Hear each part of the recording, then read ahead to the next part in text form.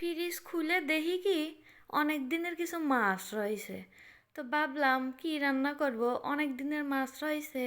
আজকে এই মাছগুলোই একটু ভাইজে আলু দিয়ে অল্প করে ঝোল রাখি, না ভুনা ভুনা না বেশি ঝোল।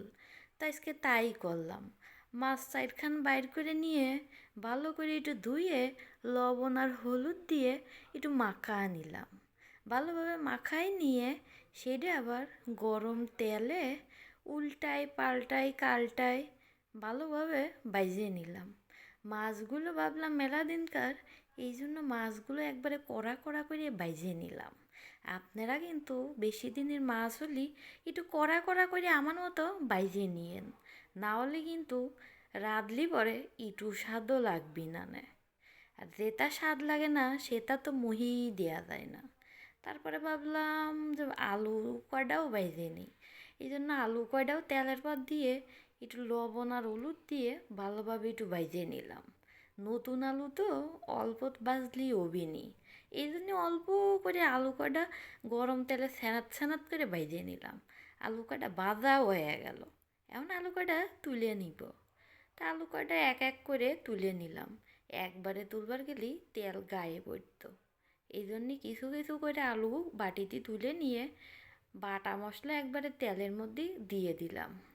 তেল গরম করে বাটা মশলা দিয়ে মশলাটা এখন ভালোভাবে কষাই নিলাম। মশলা কষানি শেষ।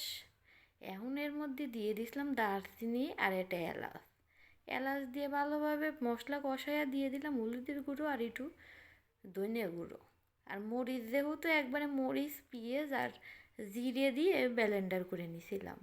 আর মশলা কষানোর জন্য খানিক পানি দিয়ে নিলাম। বেশি পানি না দিয়ে অল্পখানি পানি দিয়ে মশলাটা ভালোভাবে কষাই নিলাম।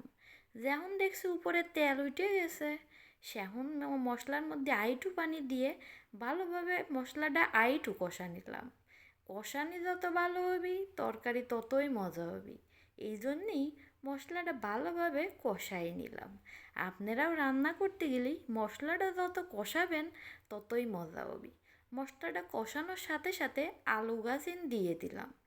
আলু দিয়ে এখন মাছগুলো দিয়ে ভাবলাম দুটো একসাথে কষানি তাড়াতাড়ি রান্না হয়ে যাবে নি। এই জন্যে আলু যেহেতু বাইরে নিচে বেশি কষানি লাগবে না। তারপরে আলুগুলো ছিল নতুন আলু।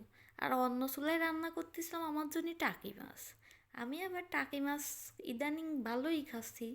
আর তার জন্য এই চারখান মাছ ছিল, এই চারখান মাছ ভুনা করব। তো মাছগুলো ভালোভাবে কষাই নিয়ে জল দিয়ে হালকা একটু আলু বাইতে দিয়ে ভালোভাবে অল্প জল দিয়ে একটু জিরে গুঁড়ো দিয়ে নামা নিলাম।